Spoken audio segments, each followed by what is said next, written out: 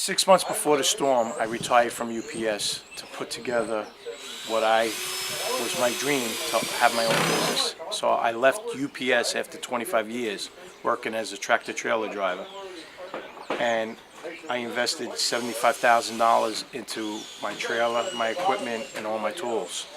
And I was 2 months, a few months away from actually going into business when the storm hit. I paid my houses off two months prior to the storm, and when the storm hit, I depleted all my savings, and I got Habitat for Humanity stepping up to the plate to actually help me out, to get me back on my feet and try to get me back, somewhere close to normalcy, because a year into this, I don't know what normalcy is anymore. And I've been battling post-traumatic stress disorder from this. It's hard on my marriage. It's tough for me to keep my kids. I got 4 boys, keep them in school. It's something that, I'm trying my best. I'm not going to beg, I'm not going to borrow, I'm not going to steal.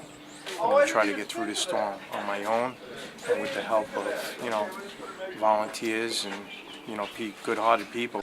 Now that the government changes the elevation, they don't know for sure, but they're saying it's 15 feet down here. My house doesn't meet the elevation. I'll never get the opportunity to get affordable flood insurance for the house anymore unless I elevate it. What the government should have did for people like me, in my community, is if our houses don't meet the elevation, they should either buy them out, or they should give us some type of loan that's affordable to raise our houses and elevate them so that they would be worth something once we put, the amount of money in to just put them back together. Because you're talking the minimum to put a house that's been destroyed by Hurricane Sandy. You're looking at $100,000 by the time everything's said and done. And if you don't meet the elevation, you can't afford the flood insurance. So basically, you're taking good money and turning it into bad money. A lot of people on Staten Island and all over the country, they're not aware that they drive down the block and they look at the beautiful houses.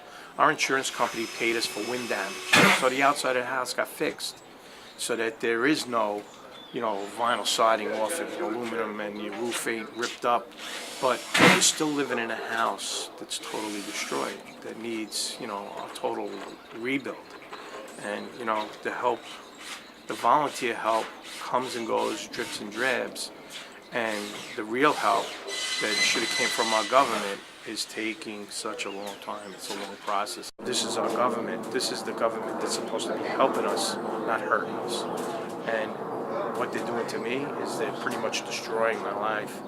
And I paid my taxes my whole entire life. I try to be a model middle-class citizen, paying the blunt of everything that went on in this world. And, this is kind of hard. It's very, very hard.